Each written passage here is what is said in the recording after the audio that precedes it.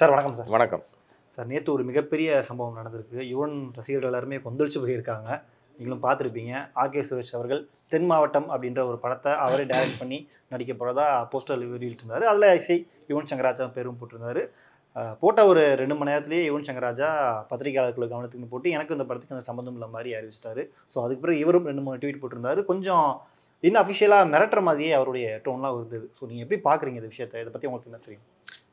அதில் மறுபடியும் அவர் நீங்கள் சொன்னதிலே இன்னொரு போட்டிருந்தார். ஹாய் யுவன், ஆல்ரெடி உங்ககிட்ட அக்ரிமெண்ட் ஒன்று இருக்குது, அதை போய் பாரு, நீ ஒரு கான்செப்ட்டுக்கும் சைன் பண்ணியிருக்க, ஒரு படத்துக்கும் சைன் பண்ணியிருக்க அப்படின்னு சொல்லிட்டு அதுக்கு வந்து அப்படின்னு போட்டிருக்காரு. யூஸ்வலாக என்னை பொறுத்த வரைக்கும் என்னென்னா, நீங்கள் அக்ரிமெண்ட் போடுங்க, சைன் பண்ணுங்கள், என்ன வேணால் பண்ணிட்டு போங்க. யாரோ எக்ஸ் ஆர் ஒய் சினிமாக்காரங்க கிட்ட இருக்கிற ஒரு பெரிய ஒரு விஷயம் என்னென்னா, ஒரு அண்டர்ஸ்டாண்டிங். இது வந்து கூட்டு முயற்சி தான்.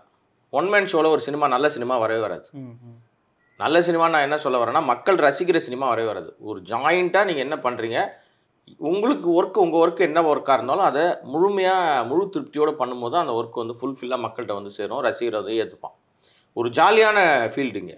இந்த ஜாலியான ஃபீல்டில் உங்கள் மைண்டும் ரிலாக்ஸாக இருக்கணும், ஜாலியாக இருக்கணும். என்ன தான் நீங்கள் படத்தை ஷூட் பண்ணிட்டு வந்து கொடுத்தாலும் அதை உயிரோட்டம் கொடுக்குறது வந்து இசை தான். அப்போ அந்த இசை அப்படின்ற அந்த கேரக்டர் வந்து ரொம்பவே ஹாப்பியாக இருக்கணும், ஜாலி. எந்த நெருக்கடியோ எந்த நெருடலோ இருக்கவே கூடாது அவங்களுக்குள்ள. இங்கே ஃபஸ்ட்டு பால் உடஞ்சிருச்சு டோட்டலாக. அப்புறம் இந்த படம் எப்படி வந்து உருப்படும், எப்படி வரும்? என்னடா வர்றதுக்கு முன்னாடி எப்படி உருப்படும்னு கேட்குறீங்கன்னு கேட்கல. நான் என்ன சொல்ல வரேன்னா, சினிமாவை நேசிக்கிறவங்க இந்த மாதிரி ஆட்டிடியூடை யூஸ் பண்ண மாட்டாங்க. இந்த வே ஆஃப் அந்த அப்ரோச் இருக்குல்ல. இப்போ ஆர்கே சுரேஷ் மீது நமக்கு எந்த அவர் மாமனம் மச்சானும் கிடையாது, எனக்கு எந்த வித வாய்க்கா தகராறும் கிடையாது. ஆனால் அவருடைய செயல்கள்லாம், சமீபத்திய செயல்கள்லாம் தான் ஒரு பெரிய ஒரு பில்டப் பண்ணுற மாதிரி ஒரு கேரக்டர். அப்படியே அவரை வந்து தன்னை வளர்த்துக்கிட்டே இருக்கார். ஆரம்ப காலத்துலேருந்து அப்படி தான் இருந்தார். இடையில போய் ஒரு கட்சியில் சேர்ந்த உடனே ஒரு பெரிய ஆள் மாதிரி தன்னை காமிச்சிக்க ஆரம்பிச்சிட்டாரு. இந்த ஒரு பல்லுபடாத தலைவர் ஒருத்தர் சுற்றிட்டு இருக்காருங்க. அவரை வந்து ஒருத்தருடைய அந்த நினைவிடத்தில் கட்டி பிடிச்சி முத்தம் கொடுத்தவொடனே ஒரு பெரிய உலகத்துக்கு தான் பெரிய அறிவாளி மாதிரி காட்டிக்கிட்டார். அப்புறம் திரும்பி காணாமல் போயிட்டார். கிட்டத்தட்ட 1 வருஷத்துக்கு மேலே ஆளு தலைவரமாக ஓடி போயிட்டார். எங்கே இருக்காருன்னே தெரியாது. மிகப்பெரிய குற்றச்சாட்டில் மாட்டினார். ஆருத்ரா கோல்டு மோசடியில் மாட்டினவர். இப்போ தான் ரொம்ப நியாயவான் மாதிரி, நான் நேர்மையாளர் மாதிரியே சீன் போட்டு சுற்றிட்டு இருக்காரு. என்ன நடந்தது திரைமறைவில் நமக்கு தெரியவே இல்லை. நீ நேர்மையாளராக இருந்தால் 1 வருஷம் எங்கே போன? நீ மனசாட்சி உள்ள மனிதனாக இருந்தால் அது கிடையாது அவருக்கு. அது இருந்தால் 1 வருஷம் நீ எங்கே போய் தலைமறைவாக இருந்த? உனக்கு அரசாங்கம் லுக் அவுட் நோட்டீஸ் கொடுத்துச்சு. லுக் அவுட் நோட்டீஸ் யாருக்கு கொடுப்பாங்க? தேடப்படுற குற்றவாளிக்கு தான் கொடுப்பாங்க. குற்றவாளியாக கருதப்படுகிறவர்களுக்கு தான் லுக் அவுட் நோட்டீஸ் கொடுப்பாங்க. இப்போ கூட இந்த ஜாஃபர் சாதிக்கு கொடுத்துருக்காங்க லுக் அவுட் நோட்டீஸ். எங்கே வெளிநாட்டு ஓடி போகிறாருன்னு. இப்படி லுக் அவுட் நோட்டீஸ் கொடுக்க முன்னாடி ஒரு வெளிநாட்டு ஓடி போயிட்டார் ஆர்கே சுரேஷ். ஓடி போய் அவர் எந்த ஊரில் இருக்கார் என்ன எதுன்னு தெரியல. அவரை பிடிக்க போகிறாங்கன்னு சொல்லிட்டே இருந்தாங்க. திடீர்னு பார்த்தா ஃபைன் மார்னிங் 1 வருஷத்துக்கு கழிச்சு நான் வரப்போகிறேன் அப்படின்னு இதே மாதிரி சமூக வலைதளத்தில் பதில் சொல்கிறாரு.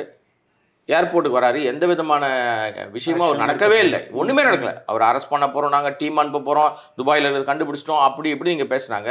இந்த அரசாங்கம் வாய் மூடி மௌனியாக இருக்குது. எனக்கு அதுக்கே மிகப்பெரிய சந்தேகம் இருக்குது. ஒன்றிய அரசாங்கமும் இதில் ஏதோ திருட்டுத்தனம் பண்ணியிருக்கு. இங்கே மாநில அரசாங்கத்தாலும் எனக்கு நம்பிக்கை இல்லை. இங்கேயும் ஆர்கே சுரேஷ் விஷயத்தில் நான் சொல்கிறேன். அந்த விஷயத்தில் இவங்க என்ன ட்ராமா நடந்தது, என்ன பேச்சுவார்த்தை இவங்களுக்குள்ள, என்ன அவங்களுக்குள்ள ஒரு புரிந்துணர்வு ஒப்பந்தம் ஆயிருக்குன்னு தெரியல. ஆர்கே சுரேஷை அப்படியே வந்து தண்ணி தெளிச்சு விட்டாங்க. அவர் நேராக வந்தார். அமலாக்கத்துறை பேருக்கு கண் துடைப்பு மாதிரி ஒரே ஒரு நாள் போய் விசாரணைக்கு போயிட்டு வெளியில் வந்துட்டார். வந்து ஜாலியாக சுற்றிட்டு இருக்காரு. அவர் ஏதோ பெரிய போருக்கு போயிட்டு வெளியே வந்த சுதந்திர போராட்ட தியாகி மாரி பேசிட்டு இருக்கிறாங்க. அன்றைக்கி ஒரு படத்தினுடைய இசை வெளியிடுங்க, காடு வெட்டின்னு, அதில் பேசுகிறவன் பூரா ஜாதி தான் பேசிகிட்டு இருக்கான். ஜாதி வச்சு சினிமா எடுத்தால் ஓடாதுங்க. கலையில் ஜாதியை கலந்தீங்கன்னா, எந்த படமாக இருந்தாலும் எந்த ஜாதியையும் கலந்தீங்கன்னா படம் ஓடாது. அன்றைக்கி பேசின எல்லாரும் அப்படியே பயங்கரம் மாவீரன் ரேஞ்சுக்கு பயங்கரம் பேசிகிட்டு இருக்காங்க. அப்படிப்பட்ட மாவீரன்னு சொல்லப்பட்டவரையே என்ன பண்ணாங்க கடைசியில்?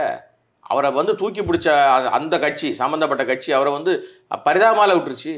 மருத்துவமனையில் மருத்துவ சிகிச்சை இல்லையே. சிகிச்சை வெளிநாட்டு கூட்டு போனால் அவரை பழைக்க வச்சிடலான்னு சொல்லும்போது அவருக்கு பாஸ்போர்ட்டே இல்லைன்னு சொன்ன கட்சி தலைவராக தான் இப்போ இருக்கார். அவர் டாக்டர் வேறு. இத்தனைக்கும் நம்ம வேறு யாரும் இல்லை, அன்புமணி ராமதாஸ். இதில் என்ன மறைச்சி பேசுறதுக்கு? அவங்க பொண்ணு வந்து காமிச்சாங்க, எங்கள் அப்பாவுக்கு பாஸ்போர்ட் இருக்குது, இந்த ஊருக்குலாம் போயிட்டு வந்திருக்காரு பாரு, பூரா பொய்ன்னு. உங்களுக்கு தேவைப்படுகிற நேரத்தில் அவரை பயன்படுத்தி தூக்கி போட்டீங்க. இப்போ அவரை நீங்கள் மாவீரன்னு கொண்டாடி என்ன பண்ண போகிறீங்க? என்னமோ பண்ணிட்டு போகிறீங்க, அது பிரச்சனை இல்லை. ஆர்கே சுரேஷ் விஷயத்தில் ஆர்கே சுரேஷ் தன்னை நியாயவானாக காமிச்சிக்கிற பல இடங்கள்ல தப்பாக தான் இருக்கார். இந்த விஷயத்திலையும் யுவன் விஷயத்திலையும் இந்த படம் அறிவிப்பு அப்படின்றது வந்து எல்லாருக்கும் தெரிஞ்சு தானே அறிவிக்கணும். நிச்சயமா அதானே சார் வந்து அதாவது மரபு நம்ம காலங்களாக பின்பற்றிட்டு இருக்குது. வடிவேலு சொல்ல வேணாம், அதானே சார் உலக வழக்கம், நம்ம ஊர் வழக்கம் அதானே. என்ன நீங்கள் வந்து சமூக வலைதளத்திலே பதில் போட்டுக்கிட்டு சமூக வலைதளத்திலே படம் எடுத்து அதிலே ஓட்டிப்பீங்களா? 4 பதிவு போட்டிங்கன்னா அது வந்து படம் ஓடிடுமா? இல்லை இதுக்கு முன்னாடி நீங்கள் எடுத்த படம்லாம் எப்படி பயங்கரமாக ஓடி தள்ளிருச்சா? எனக்கு அது என்ன புரியாத ஒரு புதிராக இருக்குது அப்படின்னா, இவர் பின்புலத்தில் யார் இருக்காங்க, இவருக்கு எந்த அதிகாரம் இவர் கையில் இருக்குது? ஆர்கே சுரேஷ் பின்னாடி யார் இருக்காங்க? வர கட்சியிலும் இப்போ இருக்காருல்ல அந்த கட்சியில் சார். கோல்டு மோசடியில் மோசடிக்காரங்க மக்கள் பணத்தை கொள்ளடிச்சவன் சார். அவனை கட்சியில் இன்னும் சேர்த்து வச்சிருக்காங்கல்ல. அவன் மீது எந்த நடவடிக்கையும் இல்லைங்க. இதுவரை எந்த நடவடிக்கையும் அவன் மீது எடுக்கல. நீங்கள் அப்போ நீங்கள் எப்படி நம்ம வந்து லிஸ்ட்டில் எடுக்கிறது? நம்ம தவறான ஒரு புரிதலோட ஒரு விஷயம் நடந்துகிட்டு இருக்குல்ல. ஆனால் அந்த கட்சியில் இருக்கிற எல்லாரும் இதுதான் அவங்களுக்கான ஒரு அடையாளம். நீ ஏதாவது திருட்டுத்தனம் பண்ணியிருக்கணும், மோசடி பண்ணியிருக்கணும், அயோக்கியத்தனம் பண்ணியிருக்கணும், கொள்ளடிச்சிருக்கணும், மக்கள் பணத்தை கொள்ளடிச்சிருக்கணும், இல்லைன்னா ரேப் பண்ணியிருக்கணும், கொலை பண்ணியிருக்கணும், இதெல்லாம் இருந்ததுன்னா அந்த கட்சியில் உனக்கு பதவி கிடைக்கும். இப்போ யுவன் சங்கர் ராஜாவுடைய மனநிலை எப்படி இருக்கும்? அவருக்கு படத்தில் ஒர்க் பண்ணுவாரா இவ்வளோ ஃபோர்ஸ் பண்ணி நீங்கள் பண்ணும்போது? நான் முதல்லையே சொன்னேன், யுவனுன்னு கிடையாதுங்க, யாராக இருந்தாலும் இது வந்து ஜாலியாக பண்ணக்கூடிய ஒரு ஃபீல்டு. இன்னோவேட்டிவாக இன்ஃபர்மேட்டிவாக இருக்கிற விஷயம் இன்னோவேட்டிவாக இருக்கணும், புதுசாக இருக்கணும், முழு எஃபர்ட்டோட ஒரு விஷயத்தை கொடுத்தா தான் நம்ம ரசிக்க முடியும். நீங்கள் ஒரு மிரட்டி நீ வந்து பண்ண முடியுமா ஏதாவது? இல்லை உருட்டி மிரட்டி ஏதாவது பண்ண முடியுமா? இது எதுக்கு இந்த ஒரு நான் இப்போ தேவை என்னன்னு கேட்குறேன். தென் மாவட்டத்தினுடைய தேவை என்ன? இப்போ இவர் ஒரு கட்சியில் இருக்காருங்க. ஆமாம், அந்த கட்சி வந்து முழுக்க இந்த மாதிரி வந்து உருட்டி மிரட்டிக்கிட்டே இருக்கிற கட்சி அது.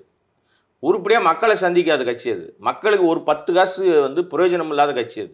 வேறு எந்த கட்சியும் இல்லை, பாஜக தான். இதில் மறைச்சி பேசுறதுக்கு ஒன்றுமே கிடையாது. 10 வருஷமாக வாயிலே வடை சுடுற கட்சி அது.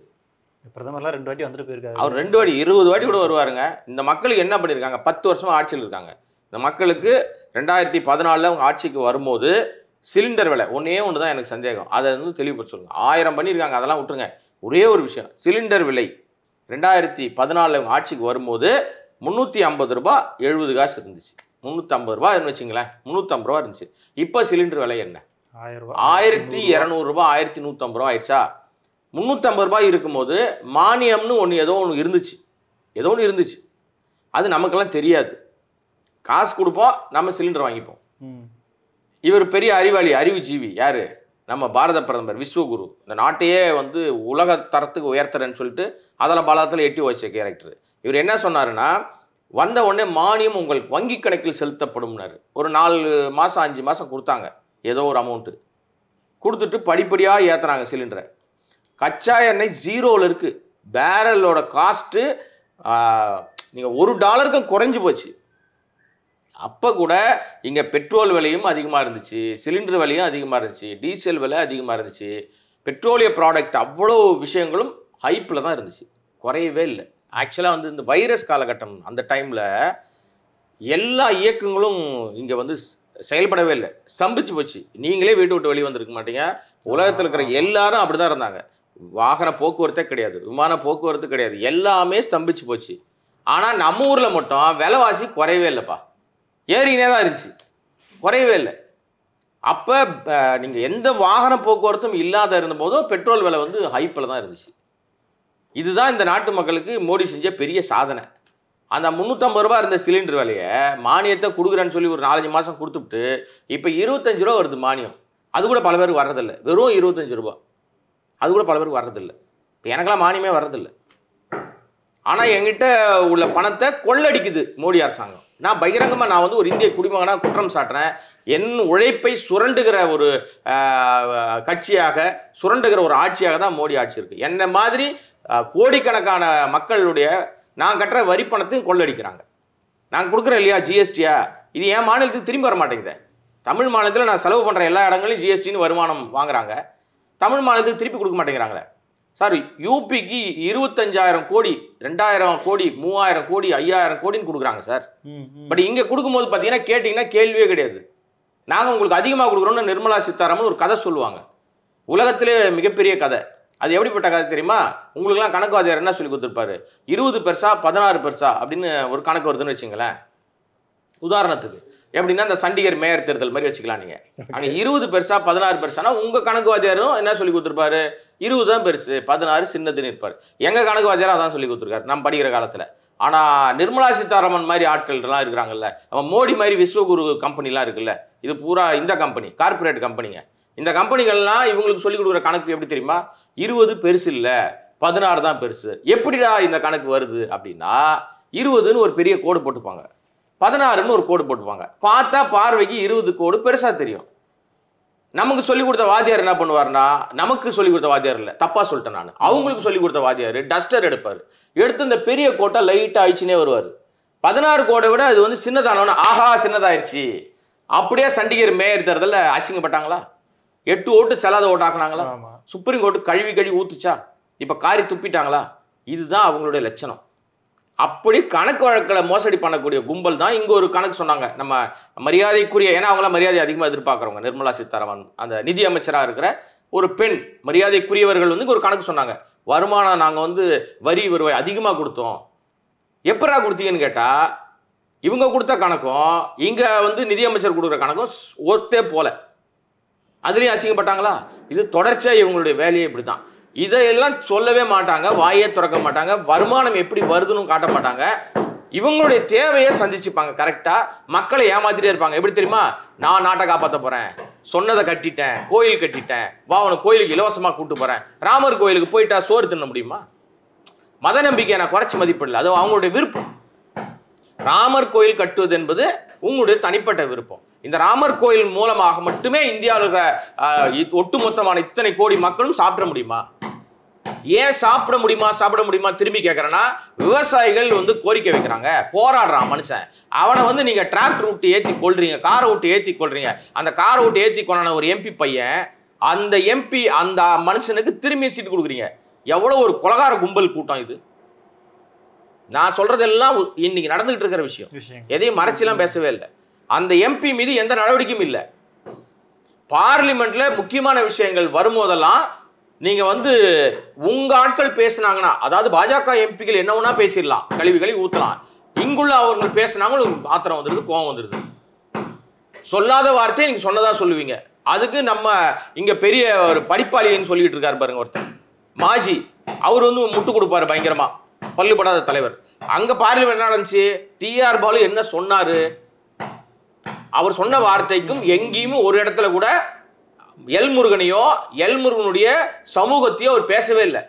நான் பட்டியலிடத்தில் வந்தேன், நான் வந்து அவர் வந்து இப்படி சொல்லிட்டாரு அப்படின்னு ஒரு வார்த்தையை பிடிச்சிக்கிட்டு பேசினாங்களா? தகுதி இல்லாத ஒரு எம்பியே தகுதி இல்லாதவன்னு தான் சொல்லுவாங்க. ஏன்னா நீ உனக்கு வந்து மக்களால் தேர்ந்தெடுக்கப்படக்கூடிய அளவுக்கு உனக்கு தகுதியே இல்லை அப்படின்னு புறக்கணிக்கப்பட்ட ஆள் தான் எல்முருகன்.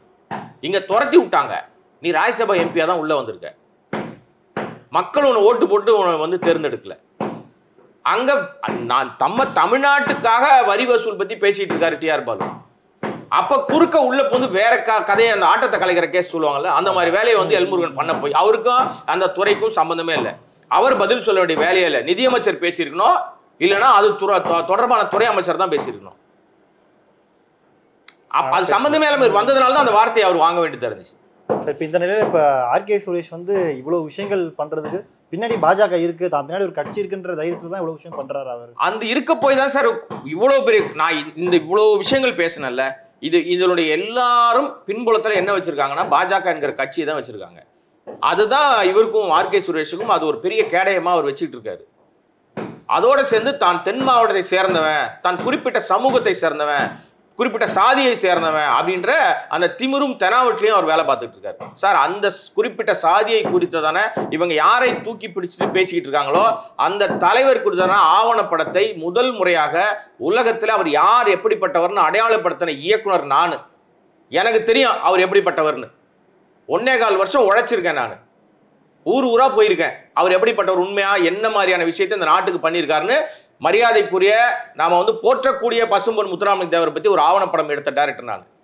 அதனால இவங்கெல்லாம் இப்ப அவர் போட்டோ வச்சுட்டு ஊரை ஏமாத்திட்டு இருக்கிற கேஸுங்க. சாதிக்கு தூக்கி பிடிச்சிட்டு இருக்கீங்க. அவர் எந்த இடத்திலும் தான் இந்த சாதிக்கு சொந்தக்காரன் சொன்னதே கிடையாது.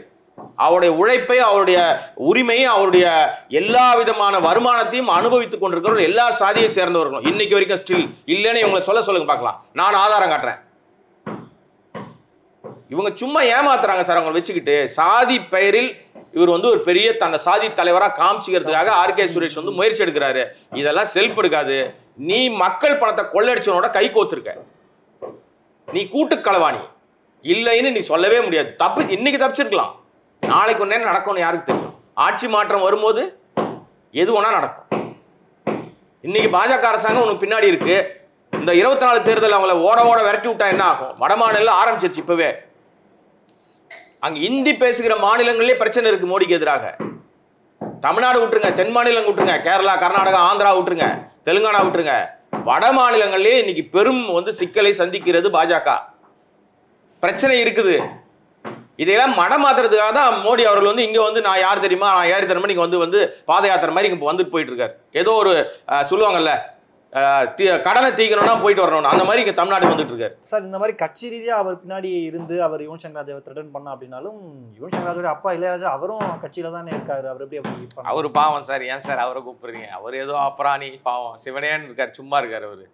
அவருக்கு என்னன்னா, இளையராஜா மிகப்பெரிய கலைஞர், எந்த மாற்று கருத்தை நமக்கு கிடையாது.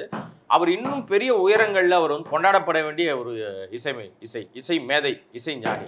அப்படி கொண்டாடப்பட வேண்டிய மேதையை கொண்டாடாம இந்த திரை உலகம் விட்டுருச்சு, நிஜமாவே விட்டுருச்சு. ஏன்னா நடிகர் திலகத்தை எப்படி இவங்க வந்து ஒரு பெரிய அங்கீகாரம் கொடுக்காம கடைசி வரைக்கும் செவாலியன்னு எங்கேயோ இருக்கிற வேறொரு நாடு அவருக்கு அங்கீகாரம் உரிய மரியாதையெல்லாம் கொடுத்த பிறகு தான் இங்க இருக்கிறவங்க வந்து தூக்கி பிடிக்க ஆரம்பிச்சாங்க நம்ம நடிகர் திலகத்தை. அதே மாதிரிதான் இளையராஜாவும். அதனால இப்ப பாஜக வந்து ஒரு சிவப்பு கம்பளம் கொடுத்து வான்னு கூப்பிட்டு ஒரு எம்பி பதவி கொடுத்த உடனே நம்மளை மதிச்சது இவன் தான் அப்படின்னு சொல்லி அதுக்கப்புறம் தான் பல விருதுகள் அவருக்கு வந்து வழங்கிச்சு. பாஜக அரசாங்கம் தான் நிறைய கொடுத்துச்சு, காங்கிரஸ் அரசாங்கத்தால் அவர் மதிக்கவே இல்லைன்னு ஒரு பெரிய குற்றச்சாட்டு இருக்கு. அதனால அவர் என்ன பண்றாருன்னா, நம்மளை கூப்பிட்டாங்களேன்னு உள்ள போயிட்டாரு. இப்ப யுவன் சங்கர் ராஜாவை பொறுத்த வரைக்கும் அவருக்கு என்ன தோணுமோ அதான் செய்வார். அப்பா சொன்னாலே கேட்க மாட்டாரு. அவங்களுக்குள்ள நல்ல பாண்டிங் இருக்குங்க. அப்பா சொன்னாலும் கேட்க மாட்டாரு. அப்பாவுக்கும் மகனுக்குமான பெரிய இடைவெளிய பேச்சுவார்த்தை மூலமாக ரொம்ப அழகா ஹேண்டில் பண்ணிட்டு இருந்தது நம்ம சமீபத்தில் இறந்து போன பவதாரணி. அவங்க தான் வந்து தம்பியை விட்டு கொடுக்காம அப்பாவை விட்டு கொடுக்காம பயங்கரமா அவங்க வந்து அந்த ஸ்கோர் பண்ணாங்க. இப்போ அவங்களும் இல்லை பேசுவதற்கான ஒரு அந்த பிரிட்ஜை உடஞ்சிருச்சு. இப்போ இது ஒரு பெரிய இடைவெளி. இப்போ சினிமாவை பொறுத்த வரைக்கும் இப்போ முழுக்க அவர் வந்து அவருடைய மனைவி சொல்றதை மட்டும் தான் கேட்பார் யுவன் சங்கர் ராஜா. அவர் யார் நினைக்கிறாரோ, என்ன படத்துக்கு என்ன பண்ணணும்னு நினைக்கிறாரோ அதான் பண்றாரு. இப்போ அவர் முழுக்க தன்னுடைய எல்லா இருப்பிடத்தையுமே துபாய்க்கு மாத்திட்டார். வீடு அங்கதான், ஸ்டூடியோ அங்கதான், எல்லாம் கம்ப்ளீட்டா குடும்பமே அங்க போய் செட்டில் ஆயிட்டாங்க. நீங்க அவர்கிட்ட படம் பண்ணணும்னா துபாய்க்கு தான் போகணும் நீங்க. அப்படி இல்லைன்னா அவர் ஆன்லைன்ல வருவார், அவரோட நீங்க அங்க பேசிக்கலாம் ஜூம் கால்ல. அங்கேயே உங்களுக்கு எல்லாமே கம்போசிங்ல எல்லாம் நடந்துரும். பாடல் இங்க வாங்கிடுவாரு, அதை அவங்க அனுப்பிடுவாங்க, மியூசிக் போட்டுருவார், திருப்பி அனுப்பிச்சு. அவரை நீங்க சந்திக்கவே முடியாது. தேவை ஏற்பட்டால் மட்டும் சென்னைக்கு வந்துட்டு போறார். மற்ற எல்லா நேரங்களிலும் அவர் துபாயில தான் உட்கார்ந்துருக்காரு. அப்படிப்பட்ட உட்கார்ந்துட்டு இருக்கிறவரை நீங்க வலுக்கட்டாயமா உங்க பேர்ல கூப்பிடணும்னு நினைக்கிறது வந்து எந்த விதத்துல சரியா வரும்? இப்ப நீங்க சொன்னது தப்பு இல்லை, உங்களுடைய விருப்பம். யாரவனா வச்சு நீங்க ஏஆர் ரஹ்மான் இருக்காரு, இல்ல வித்யாசாகர் இருக்காரு, யாரோ ஒருத்தர் இருக்காருங்க, யாரவனா நீங்க மியூசிக் டைரக்டரா போடலாம், இமான் இருக்காரு, யாரவனா போடலாம். ஆனா அவர்களோட நீங்க புரிஞ்சுக்கிட்டு அக்ரிமெண்ட் போட்டீங்கன்னா இவங்கெல்லாம் சேர்த்து வச்சு தானே அறிவிக்கணும். அவர் மறுக்கிறாருன்னு சொல்லும் போது அவருக்கு முரண் இருக்குன்னு அர்த்தம். சார் அக்ரிமெண்ட் இருக்கிறவங்க கையெழுத்து போட்டவங்களுக்கு தெரியுமா தெரியாதா எனக்கு அக்ரிமெண்ட் நான் போட்டிருக்கேன் போடலன்னு? அவ்வளவு அம்னீஷியா கிடையாது இல்லை யாருக்குமே. இங்க மறதி நோய்னு சொல்லக்கூடிய அம்னீஷியா வந்து யுவன் சங்கர் ராஜா இருக்கா? அப்ப எனக்கு புரியல. ஒரு அக்ரிமெண்ட்ல கையெழுத்து போடுற எல்லாருக்கும் நாம எந்த அக்ரிமெண்ட் எந்த படத்துக்கு சைன் பண்ணிருக்கோம்னு தெரியும், எந்த கான்செப்டுக்கு சைன் பண்ணிருக்கோம்னு தெரியும். இங்க வந்து நான் இசை நிகழ்ச்சி நடத்தி தரேன்னு ஒத்துக்கிட்டாங்கன்னா, அந்த அட்வான்ஸ் வாங்கிட்டாங்கன்னா அந்த இசை நிகழ்ச்சி நடத்துவாங்க. ஒருவேளை கேன்சல் ஆயிடுச்சுன்னா அது மீண்டும் ஒரு காலகட்டம் அவங்க இசையமைப்பாளர் எப்போ அவங்களுக்கு தோதுப்படுதோ அப்பதான் அவங்க பண்ண முடியும். நீங்க மிரட்டி உருட்டிலாம் வேலைக்கு ஆகாது. சார் கூட்டத்தை கூடிடுறாரு சார், இசை நிகழ்ச்சி நடத்துறதுக்கு ஒத்துக்கிட்டு ஏதோ நீங்க மிரட்டி வந்து மேடையில் ஏற்றிடுறீங்க, பாடிடுவார் அவரு? நான் கேட்குறேன். இதெல்லாம் கற்பனை வளம் சார். இதெல்லாம் வந்து எப்படின்னா நாம வந்து இயல்பாகவே விரும்பி அந்த விஷயங்களை செஞ்சாதான் அது நல்லா வரும். நீ பெரிய அப்பாட்டக்கர், இந்த அப்பாட்டக்கர் வேலைலாம் இங்க எடுபடாது. ஆருத்ரால ஏதோ ஒரு திருட்டுத்தனம் பண்ணிட்டீங்களே இப்ப, அந்த மாதிரிலாம் இங்க எடுபடாது. இது வந்து சினிமாவிலலாம் நீங்க அந்த வேலைலாம் செய்ய முடியாது. எனக்கு தெரிஞ்சு ஒரு ட்வீட் போடுறாருல, இனி மாதிரி 100 ட்வீட் போட்டே இருக்க வேண்டியதுதான், அதுலயே படம் எடுத்து ஓட்டிக்க வேண்டியதுதான். இன்னொரு பக்கம் இப்போதான் இந்த தமிழ் சினிமாவில் இந்த ஜாதி ரீதியான படங்கள் கொஞ்சம் கம்மியாக இருந்தது. இப்போ திரும்பவும் காடு வெட்டின்ற இந்த படம் வரப்போகுது. இன்னும் அடுத்து தென் மாவட்டம்னு அவரே ஒரு டைட்டில் பார்க்கும்போதே தெரியுது இதுவும் அந்த மாதிரியான ஒரு படமாக தான் இருக்கும் அப்படின்ட்டு. என்னை பொறுத்த வரைக்கும் நேரடி ஜாதி படங்கள் தமிழ்நாட்டில் ஓடினதே இல்லை. நேரடியாக ஒரு சமூகத்தை, எந்த சமூகத்தை நேரடியாக குறி வச்சு பேசினாலும் அந்த படங்கள் ஓடினதே இல்லை. ஆனால் சாதி பெயரில் வந்த பல படங்கள் அந்த காலத்தில் ஓடி இருக்கு. சின்ன கவுண்டர் ஓடி இருக்கு, தேவர் மகன் ஓடி இருக்கு. அதெல்லாம் சாதி இருந்தாலும் அது அடையாளத்தோடு இருந்தாலும் அதில் ஒரு கதை இருந்திருக்கும், அதில் ஒரு விஷயம் இருந்திருக்கும். வெறுப்பு இருந்திருக்காது யாருமே. அது வந்து அந்த அந்த மாதிரியான ஒரு பெரிய வெறுப்புணர்ச்சி அதுக்குள்ள வந்து பெருசா ஆழமா காட்டியிருக்க மாட்டாங்க. ஆனா இப்போ இவங்க டைரக்டா வராங்களே இந்த மேடையில, நீங்க சொல்ற காடு வெட்டி மேடையில இருந்த எல்லாரும் சாதியை பிடிச்சி தொங்கிட்டு இருக்கிற கேஸ். ஆனா அதுல இருக்கிற யாரையும் இயக்குனரெல்லாம் மதிக்கிறதே கிடையாது. எனக்கு அவங்கெல்லாம் மரியாதை கொடுத்த மனிதர்களா பாக்குறதே கிடையாது. சமூகத்துல ஒரு மனுஷனா மதிக்கிறவனை தான் மதிக்க முடியும் நம்ம. சார் இன்னைக்கு தமிழ்நாட்டில் இருக்கிற எவ்வளவோ கதைகள் இருக்கு, கிராமத்துல இருக்கு எவ்வளவோ கதைகள் இருக்கு. நம்ம சமகாலத்துல நம்ம பார்த்த பல விஷயங்களே திரைப்படத்துல சொல்ல முடியும். நீங்க எடுக்கிறதுனால இந்த சமூகத்துக்கு ஏதாவது பலன் இருக்கணும். கோடிக்கணக்கில் போட்டு படம் எடுக்கிறீங்க, இந்த சமூகத்துக்கு என்ன சொல்ல போறீங்க? அது முக்கியம் இல்லையா உங்களுக்கு? அது ஒரு பொறுப்புணர்வு. சும்மா ஒரு பெரிய பேர் வச்சுக்கிட்டா போதுமா உங்களுக்கு? நீங்க காடு வெட்டி அப்படின்னீங்க, காடு வெட்டினா குரு அப்படின்னு எல்லாருக்குமே தெரியும். இப்ப அவருடைய வாழ்க்கை வரலாறு எடுக்கிறேன், நீங்க அதுல என்ன சொல்லியிருப்பீங்க? அவர் எப்படி ஸ்ட்ரகிள் பண்ணாரு, அவர் எப்படி அதுக்காக உழைச்சாரு, அவர் எப்படி வந்து பாமக தலைமை மோசடியா ஏமாத்துச்சு சொல்லுவீங்களா? தைரியம் இருக்கா உங்களுக்கு அந்த படத்துல சொல்றதுக்கு? அதெல்லாம் சொன்னீங்கன்னா நீங்க கரெக்டான ஆளு. இல்ல கடைசி காலத்துல அவர் எவ்வளவு கஷ்டப்பட்டாரு, சிரமப்பட்டாரு, உடல்நிலை எவ்வளவு தூரம் மோசமாச்சு, அவர் ஏன் அவருடைய மரணம் இங்க நிகழ்ந்துச்சு, காப்பாற்ற முடியாதது போனதுக்கு என்ன காரணம், வெளிப்படையா சொல்வதற்கு துணிச்சல் இருக்கா இந்த ஆர்.கே. சுரேஷ்க்கு? வீராவேசமா அந்த மேடையில எல்லாரும் பேசினாங்களாமே, பேசின யாருக்காவது அன்னைக்கு பேசக்கூடிய இன்னைக்கு பேச சொல்லுங்க, அன்னைக்கு கூட வேணாம். சரி, இவர்கள் எல்லாம் அந்த சாதியை தூக்கி பிடிச்சி தொங்கிட்டு இருக்கிற கேசுங்க. அந்த சாதியை சார்ந்தவர்களை இவர்கள் யாரையும் மதிக்கிறதே கிடையாது, தூக்கி போட்டாங்க. வட மாவட்டங்கள்ல அந்த சாதி அதிகமாக நாங்க தான் பெரிய ஆள்னு சொன்னா, நான் தான் சாதியை காப்பாற்ற வந்த ஆபத் பாந்தவன் ராமதாஸ் சொன்னதை நம்பி இருந்தால் மக்கள் ஒரு காலத்துல நம்பினாங்க. இப்ப அவர் பண்ற எல்லா அட்ராசிட்டி குடும்பத்துக்கு தான் செய்யறான்னு தெரிஞ்சு போச்சு. அப்படி நம்பி இருந்தால் 23 இடத்துல கடந்த தேர்தலில் அவங்க தான் ஜெயிச்சிருக்கணும். டெபாசிட்டே இல்லை பல ஊர்ல, 1000 ஓட்டு 500 ஓட்டுல ஜெயிக்கிறாங்க. காரணம் என்ன? ஒரு சாதியை சேர்ந்து தூக்கி பிடிச்சின்னா நீ என் சாதிக்கு சம்பந்தமே இல்லாத ஆளு, நீ ஏமாத்துறன்னு தெரிஞ்சு போச்சு அவங்களுக்கு. உன்னை உதைக்கிட்டாங்களா? இப்ப பேசுற இதே காடுவெட்டி குருவுடைய மகள், அவருடைய மருமகனா இருக்கிற மனோஜ், இவங்க எல்லாருமே ராமதாஸ் மீது அவ்வளவு விஷயங்களே வந்து சொன்னாங்க.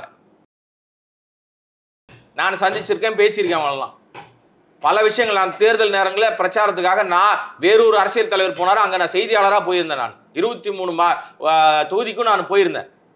அங்கே பல ஊர்களில் அவருடைய மகள், அந்த மகள் வந்து வெளிப்படையாகவே குற்றம் சாட்டினாங்க, எங்கள் அப்பாவை கொலை பண்ணிட்டாங்கன்னு சொன்னாங்க. நான் சொல்லலை சார், அவங்க காடுவெட்டி குருவுடைய மகள் பகிரங்கமாகவே குற்றம் சாட்டினாங்க. எங்கள் அப்பாவை வந்து வெளிநாட்டு கூட்டு போய் தான் காப்பாற்றிருக்க முடியும், நான் போய் கெஞ்சினேன் வெளிநாட்டு கூட்டு போங்கன்னு. பாமக தலைமை அப்போ வந்து அதை கண்டுக்கவே இல்லை. எங்க அப்பாவுக்கு பாஸ்போர்ட் இல்லைன்னு ஒரு பச்சை பொய்ய சொன்னாங்க. தோ பாருங்க பாஸ்போர்ட் அப்படின்னு சொல்லி பாஸ்போர்ட் எடுத்து காமிச்சாங்க. இதுதான் சாதி பிடிச்சி தொங்கிட்டு இருக்கிற ஆட்களுக்கெல்லாம் பதில். அதை வந்து களத்துக்குள்ள கதைக்குள்ள கொண்டு வந்தீங்கன்னா அந்த கதை வந்து பெருசா எடுபடாது. அதனால் இந்த சமூகத்துக்கு மக்களுக்கு என்ன நன்மைன்னு சொன்னீங்கன்னா மக்கள் ஏத்துப்பான். இந்த சமூகத்தில் இருக்கிற மக்களை மாத்துறது அந்த இளைஞர்கள் ஒரு வெறியா இருப்பான் தெரியுமா உங்களுக்கு, ஒரு ஃபயரா இருப்பான். அந்த கும்பல் என்ன பண்ணிட்டு இருக்கு, அந்த ஃபயரை தூண்டி விட்டுட்டு அவனை போய் ரயில் மேல கல்லிடுறா, பஸ் மேல கல்லிடுறான்னு சொல்லி வழக்க வாங்கி விட்டுட்டு பல ஆயிரக்கணக்கான மக்கள் இன்னைக்கு வரைக்கும் அரசாங்க வேலையின் கனவு எட்டா கனவா போயிடுச்சு அவங்களுக்குலாம். ரயில் மேல கல்விட்டா சென்ட்ரல் கவர்மெண்ட் கேஸ், ஒன்றிய அரசுடைய வழக்கு, பஸ் மேல கல்விட்டா மாநில அரசுடைய வழக்கு வந்துச்சுன்னா உனக்கு அரசாங்க வேலை. ஆயிரக்கணக்கான அந்த மக்கள் வந்து இன்னைக்கு அரசு வேலைக்கு போக முடியல சார், படிச்சு சும்மா சுத்திட்டு இருக்கான். பரிதாபமா இருக்கு அவங்கள பார்த்தா. இதைத்தான் நம்ம சொல்றோம், சாதிக்கு எதிரானவர்கள் கிடையாது நம்ம. நீ சாதியை வச்சு இளைஞர்களை மாத்தாத, தப்பா நீ வந்து வழி நடத்தாதன்னு சொல்றோம். இந்த நம்ம யாரு ஆர்.கே. சுரேஷ் அந்த வேலையை தான் செய்ய ட்ரை பண்றாரு. இப்ப போட்ட தென் மாவட்டம் என்ன லட்சணமா இருக்க போது? நெஞ்ச நிமித்திக்கிட்டு பேசுறதெல்லாம் வந்து படம் எடுபடாதுங்க. அதெல்லாம் ஒரு காலம் முடிஞ்சிருச்சு. இப்பெல்லாம் மஞ்சுமல் பாய்ஸ் மாதிரி ஓட்டணும் சார். நட்புக்காக எடுக்கிற விஷயம் அது என்ன, அது பெரிய கதை ஏன் ஓடுது? இப்போ படம் இன்னைக்கு வந்து நம்ம செவ்வாய்க்கிழமை, திங்கக்கிழமை ஆனா படம் எல்லா படமும் டவுன் ஆயிடும். திங்கக்கிழமையில ஹவுஸ்ஃபுல்லா இருக்கு எல்லா தியேட்டர்லயும், டிக்கெட்டே கிடைக்கல. ஒண்ணுமே இல்லை, குழிக்குள்ள ஊந்துறான், குழியில நண்பன் போய் இறங்கி தூக்கின்னு வந்து காப்பாத்துறான். இதுதான் கதை. ஒரே ஒரு பாட்டு, இளையராஜா பாட்டு, கமலஹாசன் குணா பட பாடல், அவ்வளவுதான் அந்த படத்துல இருக்கு. வேற என்ன இருக்கு? ஆனா 100 கோடியை கிராஸ் பண்ணி கல்லா கட்டுது. படம் எடுத்தா அந்த நண்பன்னா நான் உயிரை கொடுத்து காப்பாற்ற விடான்றது வெறும் வார்த்தை இல்லை சார், அதுதான் அந்த படம். அதனால தான் அந்த படம் ஓடுது. அப்படி படம் எடுக்க பாருங்க. ஒன்னும் நெஞ்ச நிமித்திக்கிட்டு ஆளவை கொள்ளுவேன் நான், யார் தெரியுமா, நான் எப்பேற்பட்ட பரம்பரை தெரியுமா, இந்த பரம்பரை வச்சு ஒரு புண்ணாகம் ஆகாதுங்க. வாங்க எதை கேட்க வந்தீங்க? இறுதியா ஒரே ஒரு கேள்வி. இப்ப யுவன் சங்கர் ராஜாவோட நிலைப்பாடு என்னவா இருக்கும்? அவர் ட்வீட் போட்டே இருக்காரு இந்த பக்கம் ஆர்கே சுரேஷ், யுவன் சங்கர் ராஜா ஒரு ட்வீட் போட்டு முடிச்சிட்டாரு. யுவனோட மனநிலை என்னவா இருக்கும்? அடுத்து எதுவும் பிரச்சனை நீடிக்குமா? இது ஒரு ட்வீட்டோட முடிச்சிட்டாருல்ல, முடிச்சிட்டாரு, அவ்வளவுதான் சார். உங்களுக்கான மரியாதை அதோட முடிஞ்சு போச்சு. இனி நீங்க தான் தொங்கிட்டே இருக்க வேண்டியதுதான். நான் தான் சொன்னேன்ல, அவர் இங்க உள்ளூர்ல கிடையாது. இப்ப இவர் தென் மாவட்டத்துல இருந்து ஒரு பெரிய படையை திரட்டிட்டு துபாய்க்கு போவாரா? நான் தெரியாம கேட்கறேன் சார், எனக்கு தெரியல சார். இவ்வளோ ஆர்கே சுரேஷ் அளவுக்குலாம் எனக்கு வந்து அறிவு இருக்க வாய்ப்பு இல்லை. மிகப்பெரிய அறிவாளி அவர், பெரிய அறிவாளி கட்சியில தான் அவர் இருக்காரு. வேற சார் இது வந்து இயல்புலேயே வரக்கூடிய விஷயம் சார். நீங்க வந்து இதே ஒரு முறை ட்வீட் போட்டீங்களா, அவர் மறுப்பு தெரிவிச்சிட்டாரா, இதை நீங்க சுமூகமா பேசிதான் தீர்த்துருக்கணும். புத்திசாலி அதான் செஞ்சிருப்பான். நீ உரண்ட எழுக்கிறவன் என்ன பண்ணுவ? உன் புத்தியா அப்படி இருக்கு, ஓயாம நீ வந்து சோசியல் மீடியாவில் தான் கத்திட்டு இருப்ப. ஒரே பதிலோட நிறுத்திட்டானா யுவன் சங்கர் ராஜா? அவர் வரவே இல்லை. அதுக்கப்புறமா திருப்பி எந்த பதிலும் போடவே இல்லை. மீடியாவுக்கு சொல்லிட்டாரு எனக்கு அதுக்கு சம்பந்தம் இல்லைன்னு. அதை விட்டு மறுபடியும் அவரை வந்து கூப்பிட்டுட்டே இருக்கிறது, வா சண்டைக்கான்னு கூப்பிடுறது யாரு? ஆர்கே சுரேஷ். இதுல இருந்து முடிவு உங்களுக்கு உங்க பாணிக்கே விட்டுறேன். பார்த்துக்கிறவங்களுக்கு அவங்களுக்கே தெரியும் என்ன நடக்க போகுதுன்னு. திரையுலகத்துல சினிமா என்பது ரொம்ப ரசனையாக எடுக்கப்பட வேண்டிய ஒரு விஷயம். இதுல ஆமா கிரியேட்டிவ் விஷயம் தான். இதுல வந்து நீங்க வந்து அடக்குமுறையோ ஆணவமோ அதிகாரமோ திமிரோ பணமோ வச்சிருந்தீங்கன்னா அங்கே வரக்கூடிய விஷயம் வெறும் வாய் வார்த்தையா பேப்பரா தான் இருக்கும். அது ரசிக்கிற மாதிரி இருக்காது. நிச்சயமா. ஸோ பார்ப்போம் அடுத்து இந்த பிரச்சனை நீடிக்குதா இல்லையா அப்படிங்கிறத. ரொம்ப நன்றி சார். நன்றி.